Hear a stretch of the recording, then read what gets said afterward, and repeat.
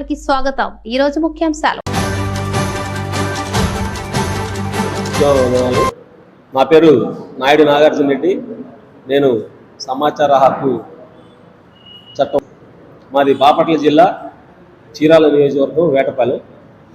నేను 2010 నుండి జర్నలిస్ట్గా పనిచేస్తున్నాను. నేను ప్రధానంగా ఈ సమాజంలో, మన భారత సమాజంలో రెవెన్యూ పోలీస్ అధికారుల వల్లనే సమస్యలు తీవ్రంగా పెరిగిపోయి ప్రజలు న్యాయస్థానాల చుట్టూ తిరిగి విసిగి వేసారిపోయి వాళ్ళ ఆస్తులను కోల్పోయి వాళ్ళ జీవితాలను కోల్పోయి ప్రజలు తీవ్రమైనటువంటి ఇబ్బందులకు గురయ్యేటువంటి పరిస్థితులు ప్రధానంగా రెవెన్యూ పోలీసు వ్యవస్థల వల్లే జరుగుతున్నాయి అనేటువంటిది నా జీవితానుభవంలో నేను గుర్తించిన విషయం.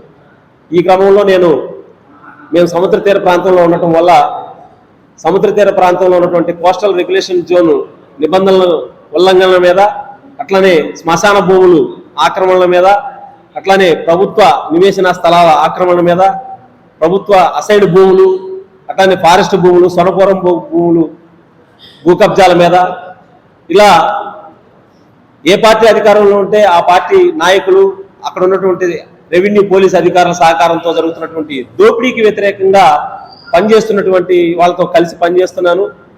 ఈ అంశాల మీద నేను ప్రభుత్వం దృష్టికి దశాబ్దాల కాలంగా నేను ఫిర్యాదులు చేయడం జరుగుతుంది. బాధితులను తీసుకెళ్లి ప్రభుత్వ వ్యవస్థల్లో ఫిర్యాదులు చేయడం జరుగుతుంది. అయితే ఈ క్రమంలో సమాచార హక్కు చట్టం యొక్క ప్రాధాన్యత అవసరం రీత్యా నేను చాలా వందలాది అప్పీల్స్ అయితే సమాచార కమిషన్ దగ్గర వేయడం జరిగింది. మే, జూన్ నెలల్లో ఇప్పుడున్నటువంటి ప్రస్తుత ప్రధాన కమిషనర్ వజ్జా శ్రీనివాసరావు గారు సుమారు 160 కేసులు అప్పీళ్లు విచారణ చేయడం జరిగింది. కానీ ఈ రోజు వరకు నాకు ఎటువంటి ఉత్తర్వులు అయితే ఇవ్వలేదు. కానీ జూలై 2వ తేదీన 1-2 దినపత్రికల్లో, మీడియాలో, ప్రింట్ మీడియాలో, అట్లాగే సోషల్ మీడియాలో వార్తా కథనాలు వచ్చినాయి. అందులో నాయుడు నాగార్జున రెడ్డి అధికారులను బెదిరించాడు, బ్లాక్మెయిల్ చేశాడు, ఒక మహిళా పోలీస్ అధికారికి అర్ధరాత్రి మెసేజ్లు పెట్టి బెదిరించాడు, వేధించాడు, చాలా మంది పోలీస్ అధికారులని బెదిరించాడు అనేటువంటి పద్ధతుల్లో ఒక వార్తా కథనాన్ని చూసాం. ఆ వార్తా కథనంలో కూడా ఏముందంటే వజ్జా శ్రీనివాసరావు చెప్పిన మేరకు రాసినట్లుగా అర్థమవుతుంది. అట్లానే నాగార్జున రెడ్డి ఐపాక్లో పనిచేశాడు అనేటువంటి విషయాలు ఆ వార్తా కథనంలో సారాంశం. అయితే ఈ అవినీతికి పాల్పడుతున్నటువంటి రెవెన్యూ పోలీసు ఇతర ప్రభుత్వ అధికారులు ఈ బ్లాక్ మెయిలర్స్ని వీళ్ళే పెంచి పోషిస్తున్నారు. వాస్తవ సమాచారాన్ని బయట అసలు అతని పరిధిలో లేనటువంటి అధికారాన్ని ఆయనే తీసుకొని మేము నిషేధిస్తున్నామని చెప్పి ప్రభుత్వ ఏ అవినీతికి పాల్పడుతున్నారో ఆ అధికారులను కొమ్ము కాస్తూ వాళ్ళకి సహకరిస్తూ ఎవరైతే ప్రశ్నిస్తున్నారో అవినీతిని వాళ్ళని అణిచివేసేటువంటి కుట్రలో భాగస్వామిగా ఈ ప్రధాన కమిషనర్ వ్యవహరించారో ఇతని మీద, ఆ తప్పుడు వార్తా కథనాలు రాసినటువంటి యాజమాన్యం మీద, అలాగే నాకు జరిగినటువంటి అన్యాయం మీద, ఈ కుట్రని వెనక నుండి ప్రోత్సహించినటువంటి అరాచక శక్తుల మీద, ఆ తప్పుడు అవినీతి అధికారుల మీద కూడా నేను న్యాయస్థానం ద్వారా వాళ్ళ మీద చట్టపరమైన చర్యలు తీసుకునే విధంగా నేనైతే నా పోరాటాన్ని కొనసాగిస్తాను. అయితే ఇది ఒక నాగార్జున రెడ్డి మీద జరిగేటువంటి విషయం కాదు. ఇది అసలు మన సమాజంలో ఏం జరుగుతుందో మనం చూస్తా ఉన్నాం. ఎవరు అధికారంలో ఉంటే వాళ్ళని కొమ్ము కాసి ఊడిగం చేసేటువంటి పరిస్థితి వాళ్ళ అధికార ప్రాంతం ఉంది. మా ప్రాంతం ఉంది చీరాల ప్రాంతం. నిత్యం జిల్లా కలెక్టరు, జిల్లా ఎస్పీకి తెలిసి మా చీరాల నియోజకవర్గం మొత్తం రాత్రి పగలలేదు, 24 hours ఆన్ డ్యూటీ అన్న విధంగా ఇసుక అక్రమ రవాణా, ఇసుక తవ్వకాలు, వ్యవసాయ భూములు లేవు, ఫారెస్ట్ భూములు లేవు, సొనపురం భూములు లేవు, కరకట్టలు లేవు, అన్ని లూటీ చేసేస్తున్నటువంటి పరిస్థితుల్లో స్వయంగా రాష్ట్ర ముఖ్యమంత్రి జిల్లా కలెక్టర్ని ఒక బహిరంగ సభలో ఇసుకాసురుల్ని మీరు నిలువరించలేరా అని చెప్పి అడిగిన దిక్కుమాల పరిస్థితి బాపట్ల జిల్లాలో ఉంది. ఈ ఇసుక మీద, ఇసుక అక్రమ తవ్వకాల రవాణా మీద, అక్కడ జరుగుతున్నటువంటి భూ కబ్జాల మీద ప్రశ్నిస్తున్నటువంటి నాలాంటి వాళ్ళని చంపేస్తేనో, అణిచేస్తేనో, ఈ సమాచారం పొందకుండా అడ్డుకుంటేనో మేము బయటకు వెళ్ళిపోతాం, మేము సంపాదించుకుంటాం, సంపదలు సృష్టించుకుంటాం అనేటువంటి భ్రమంలో ఉంటే ఇలాంటి వజ్జా శ్రీనివాసరావులు కానీ, ఈ తప్పుడు అధికారులు కానీ ఏదో ఒక రోజు ఈ వ్యవస్థకి, న్యాయ వ్యవస్థ కావచ్చు, ప్రజా వ్యవస్థ కావచ్చు, సమాధానం చెప్పాల్సినటువంటి పరిస్థితి వచ్చిన రోజున మీరు ఎక్కడ ఉంటారనేటువంటి విషయాన్ని మీరు ఆలోచించుకోమని చెప్పని మీడియా ద్వారా నేను తెలియజేస్తా ఉన్నాను. అసలు అతని పరిధిలో లేనటువంటి అధికారాన్ని ఆయనే తీసుకొని మేము నిషేధిస్తున్నామని చెప్పి ప్రభుత్వం ఏ అవినీతికి పాల్పడుతున్నారో ఆ అధికారులను కొమ్ము కాస్తూ వాళ్ళని సహకరిస్తూ ఎవరైతే ప్రశ్నిస్తున్నారో అవినీతిని వాళ్ళని అణిచివేసేటువంటి కుట్రలో భాగస్వామిగా ఈ ప్రధాన కమిషనర్ వ్యవహరించారో ఇతని మీద ఆ తప్పుడు వార్తా కథనాలు రాసినటువంటి యాజమాన్యం మీద అలాగే నాకు జరిగినటువంటి అన్యాయం మీద ఈ కుట్రని వెనక నుండి ప్రోత్సహించినటువంటి అరాచక శక్తుల మీద ఆ తప్పుడు అవినీతి అధికారుల మీద కూడా నేను న్యాయస్థానం ద్వారా వాళ్ళ మీద చట్టపరమైన చర్యలు తీసుకునే విధంగా నేనైతే నా పోరాటాన్ని కొనసాగిస్తాను. అయితే ఇది ఒక నాగార్జున రెడ్డి మీద జరిగేటువంటి విషయం కాదు. ఇది అసలు మన సమాజంలో ఏం జరుగుతుందో మనం చూస్తా ఉన్నాం.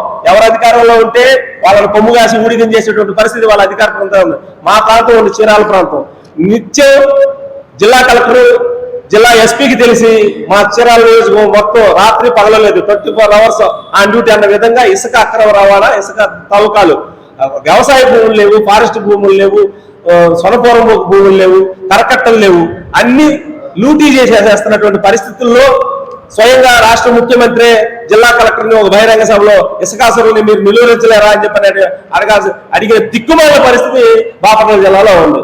ఈ ఇసుక మీద, ఇసుక అక్రమ తవ్వకాల రవాణా మీద, అక్కడ జరుగుతున్నటువంటి భూ కబ్జాల మీద ప్రశ్నిస్తున్నటువంటి నాలాంటి వాళ్ళని చంపేస్తేనో అణిచేస్తేనో ఈ సమాచారం పొందకుండా అడ్డుకుంటేనో మేము బయటకు వెళ్ళిపోతాం, మేము సంపాదించుకుంటాం, సంపదలు సృష్టించుకుంటాం అనేటువంటి భ్రమంలో ఉంటే ఇలాంటి వజ్జా శ్రీనివాసరావులు కానీ ఈ తప్పుడు అధికారులు కానీ ఏదో రోజు ఈ వ్యవస్థకి, న్యాయ వ్యవస్థ కావచ్చు, ప్రజా వ్యవస్థ కావచ్చు, సమాధానం చెప్పాల్సినటువంటి పరిస్థితి వచ్చిన రోజున మీరు ఎక్కడ ఉంటారనేటువంటి విషయాన్ని మీరు ఆలోచించుకోమని చెప్పని మీడియా ద్వారా నేను తెలియజేస్తా ఉన్నాను. మేము సమాచార హక్కు చట్ట పరిధిలోకి రాము. ఫస్ట్ పాయింట్ 9.1 దానికి ఏమంటాడు, నాది క్వాసి బాడీస్ అంటాడు, లేకపోతే నాది గవర్నమెంట్ నుంచి నాకు ఫండ్ రాలేదు అంటాడు. ఇవాళ మనం జోడించి ఏం జరగబోతుంది, లేకపోతే జరగబోయేదాన్ని ఎలా నిరోధించాలి అనే విషయాన్ని కూడా పాత్రికేయులు ఒక సమగ్ర విశ్లేషణ ఇస్తారనేది తెలుసు. అదే క్రమంలో ఇక్కడ ఉన్న మిమ్మల్ని అందరినీ నివేదించేది ఏంటంటే సమాచార హక్కు చట్టం అనేది వాళ్ళు మీకు ఇంకా సింపుల్గా చెప్తారు.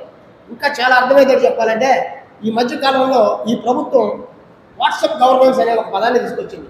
వాట్సాప్లో మీకు అన్నీ వచ్చేస్తున్నాయి అంటే మన కీలకమైన ఆధార్ కార్డు, మన కీలకమైన ఓటర్ కార్డు, మన కీలకమైన అన్ని రకాల సమాచారాన్ని వాట్సాప్ అనే ఒక అమెరికన్ ప్రైవేట్ కంపెనీ ద్వారా ఆంధ్రప్రదేశ్ ప్రభుత్వం ప్రతి ఒక్కరికి అందజేస్తుంది. అంటే మన దేశపు మన పౌరుల సమాచారాన్ని ఎక్కడో పరాయి దేశం వాడికి ప్లాట్ఫారానికి అందించగలిగేటువంటి సహృదయం ఉన్నటువంటి ఈ ప్రభుత్వాలు అదే భారత పౌరుడికి, బాధిత పౌరుడికి కావాల్సిన సమాచారాన్ని ఎందుకు అందించలేకపోతున్నాయి అనేది అంటే ఇవాళ 2005 సమాచార హక్కు చట్టం 2005 తీసేసి ఆంధ్రప్రదేశ్ సమగ్ర సమాచార ముక్కు చట్టం 2026గా మార్చుకుంటే దానికి ఒక సార్థకత చేకూరుతుందేమో అని నేను అనుకుంటున్నాను. ఎందుకంటే సమాచారానికి ముప్పు వచ్చింది. సమాచారం అందకపోతే యాజ్ ఏ జర్నలిస్ట్గా కానీ, యాజ్ ఏ పౌరుడిగా కానీ డేటా అనేది మనం మాట్లాడుతున్నాం ఎలక్ట్రానిక్ దీనిలో. డేటా అనేది లేకపోతే దాని మీద సమాచారం మనం తీసుకోలేము, దాన్ని రకరకాలుగా అన్వయించలేము, విశ్లేషించలేము, దాని గురించి మనకు కావాల్సిన ఫైనల్ అవుట్పుట్ కూడా తీసుకోలేము. ప్రజలకి ఏం కావాలో అది ఇవ్వలేకుండా నిరోధించడం అంటే మరి ఇంకా ఎలాబొరేటివ్గా పోతే సమాచార హక్కు చట్టం 30 పేజీల చట్టం అది ఎంత లేదు, దాంట్లో ఏమీ లేదు. కానీ పర్టికులర్గా ఈ నిరోధించడం అనేది ఒక లెక్క అయితే, తప్పుకొని నిరోధించి కొంత కాలయాపన చేయబోయడం అనేది ఇప్పుడు దాకా మనం చూసిన ఇంతలో వాళ్ళైతే ప్రశ్నించేవాడికి ప్రశ్నించే హక్కు లేదని కొత్త కమిషనరు కొత్తగా నిర్వచనం చెప్పడం అనేది మాత్రం ఖచ్చితంగా ఆర్టికల్ 19 ఆఫ్ ది వాక్ స్వాతంత్రానికి కానీ ప్రజల దీనికి కానీ ఖచ్చితంగా ముప్పై అవుతుంది. అయితే ఇవాళ కొద్దిమంది వచ్చారు. ఈ కొద్దిమందిలో ఏంటంటే నన్ను కూడా రమ్మంటే నేను వచ్చాను సార్. అయితే ఈ కొద్దిమందిలో ఆలోచన విధానం ఒకటే రకమైన ఆలోచన ఉంది, దానిలో కొంతమంది బాధ్యతలు ఉన్నారు. ఇవన్నీ మనం ముందుకు తీసుకెళ్లాలంటే కొత్తగా మళ్ళా సమాచార హక్కు చట్టాన్ని పునర్నిర్మించేటువంటి అమెండ్మెంట్లతో కూడినటువంటి ఒక వ్యవస్థ తీసుకురావాలి. ఇందాక మిత్రుడు చెప్పాడు 2010లోనే సమాచారం ఖచ్చితంగా ఒప్పుకొంచుకోవడంలో ఇబ్బంది పెట్టాలని ఎవడో ఒక సమాచార హక్కు చట్ట కార్యకర్త అని ఒక పేరు పెట్టి అతన్ని ఇబ్బంది పెట్టిన సందర్భాలు కూడా మనం చూసాం. ఇవన్నీ కూడా మనం చూస్తున్నాం. వీటన్నిటి కూడా మెయిన్ పాయింట్ ఏంటంటే ప్రతి చట్టం కూడా దానిలో ఉన్న కొన్ని వెసులుబాటుని, లోపాలని తీసుకొని దాన్ని దుర్వినియోగం చేయడం అనేది మనం చూస్తూనే ఉన్నాం. అలాగనే సమాచార హక్కు చట్టం కూడా ఈ గత 21 ఏళ్ళుగా డిటోరియేట్ అయింది అనేది మనం అంగీకరించి తీరాలి.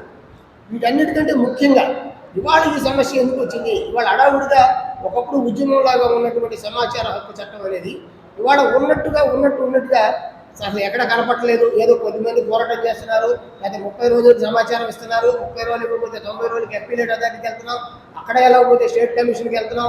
పోరాటం చేయగలిగిన వాడు అంటే సుదీర్ఘమైనటువంటి కాలం ఒక చిన్న సమస్య మీద ఇంకో సమాచారం కావాలంటే 30 రోజులు 90 రోజులు తర్వాత 120 రోజులు సంవత్సరాల తర్వాత. ఇప్పుడు మన మిత్రుడు చెప్పాడు 2017లో ఉన్నటువంటి కేసులు ఈ రోజున డిస్పోజ్ అవుతున్నాయి. అంటే సమాచార హక్కు చట్టం అర్థం ఏంటి? ఇన్స్టెంట్గా సమాచారం వస్తే దాని మీద దాన్ని అడ్డుకోవడానికి కానీ దాని మీద మన వేరేటువంటి నిరోధించడానికి కానీ దాని మీద అవినీతికి పాల్పడిన వాళ్ళ మీద చర్య తీసుకోవడానికి కానీ అవకాశం ఉంది. కోర్టుల కేసుల మాదిరి వీళ్ళు కూడా వెంటనే వీటి ఇన్స్టెంట్గా సమాచారం అనేది ఇవ్వకపోతే మరి సమాచార హక్కు చట్టం వచ్చిన రోజున ఆ రోజుల్లో ఇన్ని టీవీలు లేవు, ఇన్ని యూట్యూబ్ ఛానల్స్ లేవు, ఇన్ని సమాచార డిజిటల్ వ్యవస్థ లేదు. కానీ ఇవాళ ప్రతి ఒక్కటి ఓపెన్గా ఉంటుంది అనేటువంటి సమయంలో కూడా ప్రజలు సమాచార హక్కు చట్టాన్ని వాడుకొని ఇంకా గవర్నమెంట్ని, ప్రభుత్వాన్ని, అధికారుల్ని అవినీతిపై పోరాటం చేయాల్సినటువంటి దౌర్భాగ్యం ఇంకా ఏర్పడి ఉంది. అంటే సమాచార హక్కు చట్టానికి నిజమైనటువంటి నిబద్ధత కలిగి ఉందా లేదా అనేది ఇవాళ మనం ఆలోచించుకోవాలి. ఇది అంతకంటే ఘోరమైన పరిస్థితి ఏంటంటే ఇవాళ కొత్తగా మనం పోకడలు చూస్తూ ఉన్నాం. డబ్బున్న వాడిదే రాజ్యం అన్నట్టుగా, డబ్బున్న వాడిదే చట్టం అన్నట్టుగా ఇవాళ తప్పు చేయకపోవడం అనేది కాదు, తప్పు ఏమైనా చెయ్యి, ఆ తప్పు నుంచి నువ్వు కాపాడుకోగలిగేటువంటి డబ్బు పలుకుబడి నీకు ఉందా అనే విధంగా సమాజం మారిపోయింది, వ్యవస్థలు మారిపోయినాయి, అన్నీ మారిపోయినాయి. ఇక్కడ ప్రభుత్వాలు రాజకీయ వ్యవస్థలపై నేను ఎక్కదలుచుకోలేదు. కానీ అదే సమయంలో సమాచార వ్యవస్థను నిరోధించడం, ఈ వ్యవస్థ అందకుండా సమాచారం నీకు అందకపోతే ఫస్ట్ కోర్టు ఏమడుగుతుంది? నువ్వు కోర్టుకు వెళ్ళారనుకోండి న్యాయస్థానానికి, మీరు ఇందాక ఒక క్వశ్చన్ అడిగారు ఇక్కడ, సార్ మీరు ఈ ప్రశ్న మీరు ఆయన్ని అడిగారా? అడిగిన దాని దగ్గర మీకు ఎక్కడ ప్రూఫ్ ఏముంది? ద సేమ్ క్వశ్చన్ ఇప్పుడు కోర్టుకు పిల్లికి వెళ్ళినప్పుడు కానీ రిటికి వెళ్ళినప్పుడు కానీ ఈ సమస్య మీరు అన్నారు సార్, 2 పేపర్లో వచ్చింది, నేను చూశాను, హిందూ పేపర్లోను, ఇంగ్లీష్ పేపర్లోను, ఇక మిగతా 3-4 పేపర్లో కొంతమంది వ్యక్తులు, 2 వ్యక్తులు, అక్కడ మదనపల్లి అయిన ఒక ఆయన, ఇక్కడ విజయవాడ ఒక ఆయన, ఇద్దరు కొంత మంది వ్యక్తుల్ని సమాచార హక్కు చట్టాన్ని దుర్వినియోగం చేశారు. కాబట్టి వీళ్ళని మేము నిషేధిస్తున్నాం అనేటువంటి వార్త నేను హిందూ పేపర్లో చూశాను, డెక్కన్ క్రానికల్లో చూశాను, కొన్ని తెలుగు పేపర్లో చూశాను, కొన్ని చోట్ల చూశాను. అసలు ఫస్ట్ పాయింట్ ఇవాళ కమిషనర్ పేరు, పార్టీలు ఇవన్నీ కూడా మాట్లాడి అసలు సమాచార హక్కు కమిషనర్ అని మాట్లాడే వ్యక్తికి